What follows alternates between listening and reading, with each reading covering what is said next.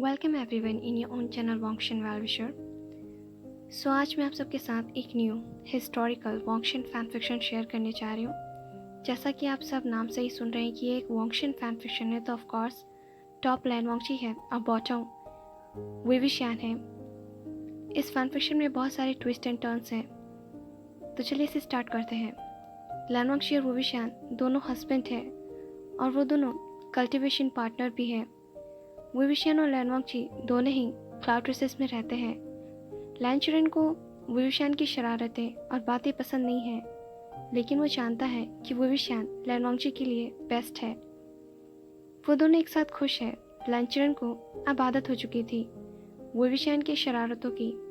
लैन सिचेन इस बात से बहुत ज़्यादा खुश था कि उसका ब्रदर उसके हस्बैंड के साथ खुश है। विविशियान लैन वॉन्गची को टीज करने का एक भी मौका नहीं छोड़ता था और आज भी वो लैन वॉन्गची को बेड पर टीज कर रहा था। विविशियान लैन वॉन्गची को किस कर रहा था और वो अपने हाथ से लैन वॉन्गची की बॉडी को पिंच कर रहा था। लैन वॉन्गची बेड पर लेटा हुआ था और विविशियान लैन वॉन्गची के ऊपर लेटकर उसे किस कर रहा था। उन दोनों की बॉडी का हर एक पार्ट टच हो रहा था और ये हॉट फीलिंग लैन वॉन्गची के लिए संभालना बहुत मुश्किल हो रहा था।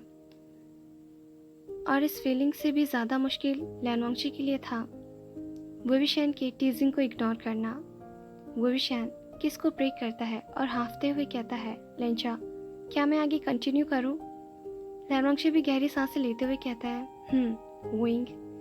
विविशियान लैन वॉन्गची की चेस्ट पर सॉफ्टली किस करने लगता है और वो किस करते हुए उसके बॉडी को लिक करने लगता है। लैन वॉन्गची इस टीजिंग को और ज़्यादा बर्दाश्त नहीं कर पाता और वो गहरी सांसें लेते हुए कहता है, विंग, मुझे टीज मत करो।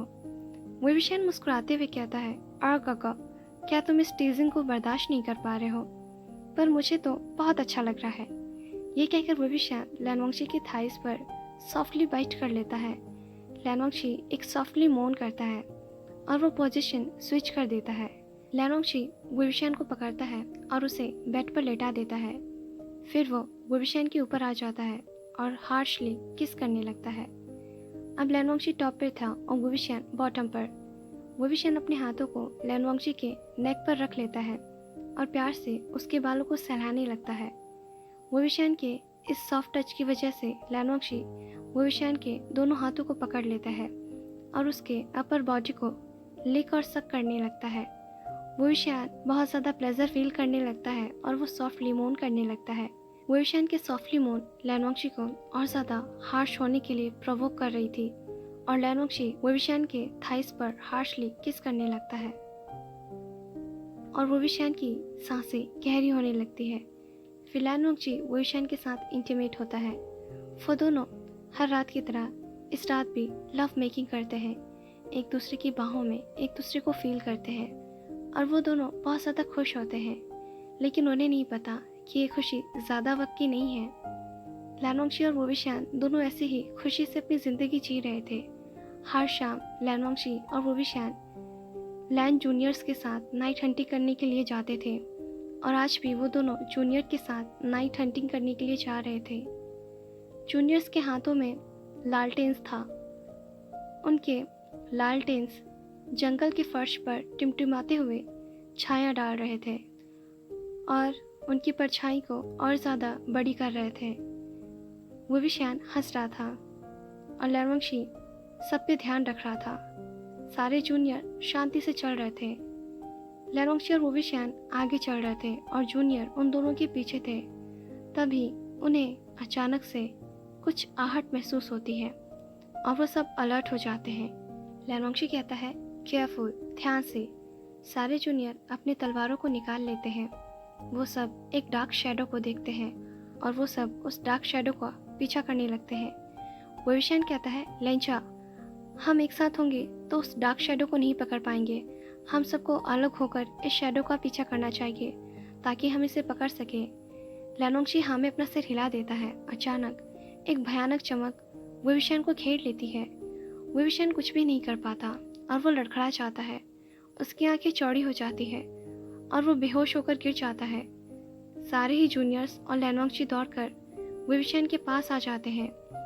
लैन वॉन्गची विविशियान को उठाने की कोशिश करता है और वो डरते हुए कहता है, विंग, क्या हुआ तुम्हें? क्या तुम ठीक हो? लैनवांगची जूनियर से कहता है, हमें अभी क्लाउड रेसेस जाना होगा। एक जूनियर पूछता है, लाना गोंगजी, लेकिन वो शैडो जो हमने अभी देखा था उसका क्या? लैनवांगची कहता है, यहाँ रुकना ठीक नहीं होगा, हमें अभी वापस जाना होगा और हम वापस जा रहे हैं। सारे जूनियर्स बहुत अच्छे से जानते थे कि लैनवांगची को अगर कुछ परेशान कर सकता था तो वो है वुविशैन का बीमार होना। और अभी वुविशैन जिस कंडीशन में था, सारे जूनियर जानते थे कि लैनवांगची किसी की नहीं सुनेगा, इसलिए वो सब लैनवांगची के ऑर्डर्स को फॉलो करते हैं और वो सब एक साथ क्लाउड रेसेस में आते हैं। जैसे ही लैनवांगची कोर्टयार्ड में पहुंचता है, लैंसीचैन उसे देखकर कहते हैं, वांगची तुम इतनी जल्दी आ गए। फिर उनकी नज़र वुविशैन पर जाती है जो कि लैनवांगची की बाहों में बेहोश था। लैंसीचैन फिक्र करते हुए कहते हैं, वांगची वुविशैन को क्या हुआ है? लैनवांगची कहता है, पता नहीं ब्रदर, विंग अचानक बेहोश हो गया। लैंसीचैन कहते हैं, ठीक है, तुम इसे जिंगशी में ले जाओ, मैं लैन हीलर के साथ जिंगशी में आता हूँ। लैनवांगची नोट करता है और वहाँ से चला जाता है और वो जेंटली वुविशैन को बेड पर लेटा देता है और उसके नब्स को चेक करने लगता है, पर उसे कुछ भी समझ नहीं आता। इतने में ही लैंसीचैन और लैन हीलर जिंगशी में आते हैं। लैन हीलर जैसे ही अंदर आती है वो कहती है, लाना गोंगजी, पहले आप परेशान मत होइए और मुझे आपके हस्बैंड को चेक करने दीजिए। लैनवांगची वुविशैन के पास से खड़ा हो जाता है। लैन हीलर वुविशैन के आंखों को और उसके नब्स को चेक करती है। फिर वो लैनवांगची की तरफ देखती है और गंभीर आवाज में कहती है, लाना गोंगजी, आप इतने लापरवाह कैसे हो सकते हैं? लैनवांगची लैन हीलर की बातें सुन के हैरान हो जाता है और फिक्र भरी आवाज में कहता है, क्या हुआ विंग को? क्या विंग ठीक नहीं है? लैन हीलर कहती है, वो ठीक है, लेकिन कॉन्ग्रेचुलेशंस। ये सुन के वो सारे शॉक्ड हो जाते हैं। वुविशैन बेहोश है और लैन हीलर उन सबको कांग्रेच कर रही है, लेकिन किस बात के लिए? लैन हीलर स्माइल करते हुए कहती है, वुविशैन प्रेग्नेंट है, तुम उसे ऐसे हाल में नाइट हंट के लिए कैसे लेकर जा सकते हो? वुविशैन की प्रेगनेंसी की खबर सुनते ही लैनवांगची बहुत ज़्यादा इमोशनल हो जाता है और वो गहरी सांसें लेने लगता है। वहीं दूसरी तरफ लैंसीचैन और लैंचरन मुस्कुराने लगते हैं। लैंसीचैन अब अंकल बनने वाले थे और लैंचरन ग्रैंडफादर बनने वाला था। लैन हीलर कहती है, आप अपने हस्बैंड का ध्यान रखिए लाना गोंगजी, और हाँ, अगर कुछ भी हो तो आप मुझे ज़रूर बताइएगा। किसी भी बात को, किसी भी हरकत को अनदेखा मत कीजिएगा। ये कहकर लैन हीलर वहाँ से चली जाती है। लैंसीचैन कहते हैं, वांगची, कॉन्ग्रेचुलेशंस, तुम फादर बनने वाले हो, मैं अंकल बनने वाला हूँ। इतने में ही लैंचरन कफ करते हुए कहता है, और मैं ग्रैंडफादर बनने वाला हूँ। ये सुनते ही लैंसीचैन और लैनवांगची दोनों ही अपने अंकल की तरफ देखने लगते हैं। लैंचरन के चेहरे पर ग्रैंडफादर बनने की खुशी साफ झलक रही थी। लैंचरन कहते हैं, वांगची, तुम्हें अब ज़्यादा सावधान रहने की ज़रूरत है और वुविशैन का पहले से ज़्यादा ध्यान रखने की ज़रूरत है, समझ गए? लैनवांगची गंभीर आवाज़ में कहता है, हाँ अंकल, मैं समझ गया। मैं विंग का ध्यान रखूंगा और मैं उसका ध्यान बहुत अच्छे से रखूंगा। लैंसीचैन कहते हैं, वांगची, अब हमें जिंगशी से जाना चाहिए ताकि वुविशैन आराम से सो सके। लैनवांगची कहता है, ठीक है ब्रदर। वो दोनों वहाँ से चले जाते हैं। लैनवांगची वुविशैन की तरफ देखने लगता है और उसके फोरहेड पर किस करने लगता है और कहता है, wing, I love you for ever and ever and ever. अब हम हस्बैंड से पेरेंट्स बनने वाले हैं।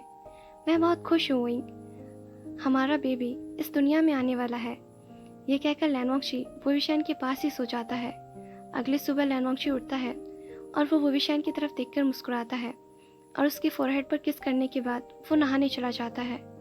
सुबह के 9 बज चुके थे, पर अब भी वुविशैन सो रहा था। लैनवांगची वुविशैन को नहीं जगाता क्योंकि उसे पता है कि वुविशैन लेट से सोकर उठता है, इसलिए वो वुविशैन के जागने का इंतज़ार करने लगता है और वो जिंगशी से बाहर चला जाता है अपनी ड्यूटीज़ करने के लिए। फर्स्ट लेक्चर जैसे ही ख़त्म होता है, लैनवांगची जिंगशी में आता है। अब आफ्टरनून हो चुका था और अभी वुविशैन सो रहा था। लैनवांगची हैरान हो जाता है कि पूरी रात वुविशैन एक बार भी क्यों नहीं उठा। वुविशैन अक्सर रात में 1 या 2 बार ज़रूर उठता था, लेकिन कल रात वो नहीं उठा, वो बस सो रहा है। कंटिन्यू। ऐसा कभी हुआ ही नहीं कि विविशान रात को बिना कुछ खाए पिए सो जाए, बल्कि रात को उठकर वो लैनवोंगची से खाने की डिमांड करता। लैनवोंगची विविशान को ऐसे ही सोते हुए छोड़कर नहीं जाना चाहता था, इसलिए वो विविशान के पास ही रुक जाता है। लैनवोंगची परेशान हो जाता है क्योंकि वक्त बीता जा रहा था और विविशान गहरी नींद में सो रहा था। वो बिल्कुल भी हिल डुल नहीं कर रहा था, उसकी बॉडी में कोई मूवमेंट्स नहीं हो रहा था। वो स्ट्रेट पोजीशन में सोया हुआ था, जबकि विविशान कभी भी स्ट्रेट पोजीशन में नहीं सोता है। वो हमेशा कभी साइड में सोता तो कभी करवटें बदलता रहता, लेकिन वो पूरी रात से एक ही पोजीशन में सोया हुआ था। लैनवोंगची अब बहुत ज़्यादा नर्वस फील करने लगता है। उसे कुछ भी अच्छा नहीं लगता और वो बहुत ज़्यादा परेशान हो जाता है। इतने में ही उसके दरवाजे पर एक दस्तक होती है। लैनवोंगची उठकर दरवाज़ा खोलता है। लैनचुरन वहाँ पर था और लैंसीचेन उसके पीछे थे। लैनचुरन कहता है, वांगची, विविशान मॉर्निंग लेक्चर्स को अटेंड करने क्यों नहीं आया? मैं जानता हूँ कि वो प्रेग्नेंट है, लेकिन वो क्लासेस मिस नहीं कर सकता और मुझे पूछना था कि वो कैसा है। लैनवोंगची कहता है, अंकल, मैं विंग के लिए परेशान हूँ। अचानक वो रात को बेहोश हो गया। जब हम नाइट हंटिंग के लिए गए थे तो हम सब ने वहाँ एक शैडो देखा था। हम सब उस शैडो का पीछा कर रहे थे, तभी अचानक से विंग बेहोश हो गया। उसके बाद वो शैडो हमने नहीं देखा और रात से अभी तक विंग सो रहा है। ऐसा कभी नहीं हुआ। ये सुनते ही लैनचुरन फिक्रमंद हो जाता है और वो फिक्र जताते हुए कहता है, वांगची, तुमने पहले मुझे क्यों नहीं बताया? लैनवोंगची कहता है, अंकल, मुझे लगा कि विंग सो रहा है, पर वो इतनी देर तक कभी नहीं सोया है और उसने कल रात से कुछ भी नहीं खाया है। लैंसीचेन कहते हैं, वांगची, अगर ऐसी बात है तो फिर हमें लैन हीलर को बुलाना चाहिए। लैनचुरन कहता है, शिचेन, जाओ डिसाइपल से कहो कि वो लैन हीलर को बुलाए। लैंसीचेन वहाँ से चले जाते हैं। थोड़ी देर बाद लैन हीलर वहाँ पर आती है। लैंसीचेन भी उनके साथ होते हैं। लैन हीलर उन सबको जिंगशी से बाहर जाने के लिए कह देती है। लैनवोंगची बहुत ज़्यादा परेशान था। एक तो विविशान उठ नहीं रहा था और दूसरा उसका हस्बैंड प्रेग्नेंट था। लैन हीलर विविशान के पास आती है और वो उसको चेक करने लगती है। विविशान को एग्जामिन करने के बाद लैन हीलर दरवाज़ा खोलती है और वो बहुत दुखी होते हुए कहती है, लैनवोंगची, मैं जो आपको बताने जा रही हूँ वो सुनने के बाद आपको खुद को संभालना होगा। ये सुनते ही लैनवोंगची घबरा जाता है। उसका चेहरा बिल्कुल पीला पड़ जाता है और वो बहुत ज़्यादा नर्वस हो जाता है। वो डर रहा था, न जाने लैन हीलर अब उससे क्या कहने वाली है। लैनवोंगची को इतना परेशान देखकर लैनचुरन और लैंसीचेन भी परेशान हो जाते हैं। लैनचुरन कहते हैं, आखिर ऐसी क्या बात है? वो हीलर कहती है, मास्टर लैन, मुझे लगता है कि विविशान को एक कर्स लगा है, एक डार्क कर्स, जो मैंने ना पहले कभी देखा और ना ही मुझे इसके तोड़ के बारे में कुछ भी पता है कि इसे कैसे हटाया जाए। लैनचुरन पूछता है, पर ये कैसे हो सकता है? हीलर कहती है, मुझे बताया था कुछ जूनियर्स ने कि कल नाइट हंटिंग के वक्त उन्होंने कोई शैडो देखा था और मैं पूरी तरह से श्योर तो नहीं हूँ, पर शायद ये उसी की वजह से हुआ है। लैनचुरन कहते हैं, लेकिन आपने तो कहा था कि विविशान ठीक है। लैन हीलर कहती है, हाँ, विगोंगची बिल्कुल ठीक थे, लेकिन ज़्यादा वक्त तक सोने की वजह से ये डार्क कर्स उनकी बॉडी में बहुत तेज़ी से फैल रहा है। ऐसा इसलिए भी है क्योंकि विगोंगची के पास कोई भी कोड नहीं है, इसीलिए उनका जो स्पिरिचुअल एनर्जी है वो बहुत ज़्यादा लो हो रहा है और वो भी इस डार्क कर्स से विगोंगची को ज़्यादा वक्त तक नहीं बचा पाएगा। लैंसीचेन पूछते हैं, तो क्या आपके पास इस डार्क कर्स का कोई इलाज नहीं है? वो हीलर कहती है, लैनगोंगची, आपको पता होना चाहिए कि किसी भी कर्स का इलाज ढूंढने से पहले हमें ये पता करना होता है कि वो कर्स कैसा है और किसने दिया है। कर्स के बारे में जानने के लिए हमारे पास ज़्यादा वक्त नहीं है। हमें जल्दी से जल्दी विगोंगची को ठीक करना होगा। मेरे पास इसका कोई इलाज नहीं है, लेकिन आपको मेडिकल बुक्स में या कल्टीवेशन बुक्स में इसका इलाज मिल सकता है। लेकिन ये कहकर वो लैन हीलर चुप हो जाती है। लैनवांगशी पूछता है, लेकिन क्या? लंचरन कहते हैं, प्लीज़ आप हेजिटेट मत कीजिए और बताइए कि बात क्या है। लैन हिलर कहती है, लेकिन आप सबके पास बहुत कम वक्त है। इतने कम वक्त में अगर इतने में ही लैंचरन पूछता है, कितना वक्त है? लैन हिलर कहती है, आप सबके पास बस 3 दिन है। 3 दिन तक ही वे गोंगजी की बॉडी इस कर्ज को बर्दाश्त कर पाएगी। उसके बाद इतने में ही वो लैन हिलर चुप हो जाती है और फिर वो कंटिन्यू करते हुए कहती है, इसके बाद कुछ भी हो सकता है और कोई कुछ भी नहीं कर पाएगा। लैन सिचेन सीरियस और वरीड वॉइस में पूछते हैं, लेकिन विविशान इतना कमज़ोर नहीं है। वह हिलर कहती है, लैन गोंगजी आप बिल्कुल ठीक कह रहे हैं। वे गोंगजी इतने ज़्यादा कमज़ोर नहीं है, लेकिन उनके पास गोल्डन कोड नहीं है और दूसरी बात वो प्रेग्नेंट भी है। अब उनकी बॉडी को ज़्यादा फूड की ज़रूरत है और रेस्ट की ज़रूरत है, इसलिए उनकी बॉडी ये कर्ज बर्दाश्त नहीं कर पाएंगी। कोई भी स्ट्रॉन्ग कल्टीवेटर को अगर ये कर्ज लगता तो शायद उसके पास कम से कम 2 हफ्ते होते, लेकिन वी गोंगजी का कल्टीवेशन स्ट्रॉन्ग नहीं है और ना ही उनकी बॉडी स्ट्रॉन्ग है। उनके पास सिर्फ 3 दिन है। हम सबके पास सिर्फ 3 दिन है, हमारे पास ज़्यादा वक्त नहीं है।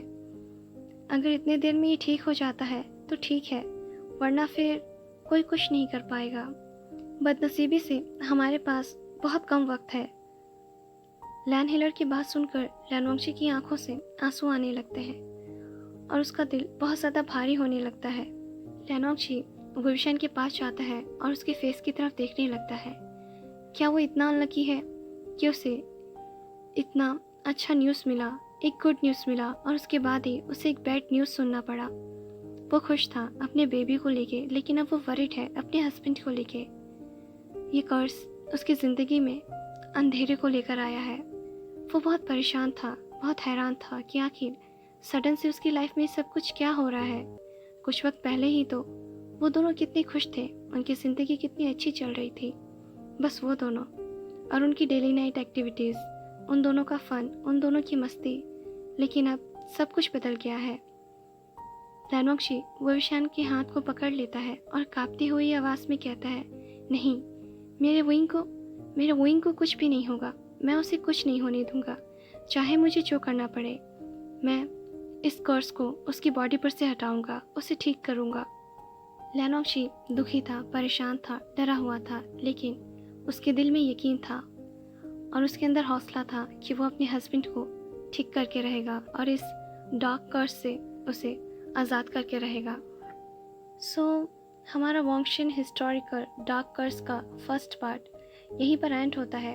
आई होप कि आप सबको ये फर्स्ट पार्ट पसंद आया होगा।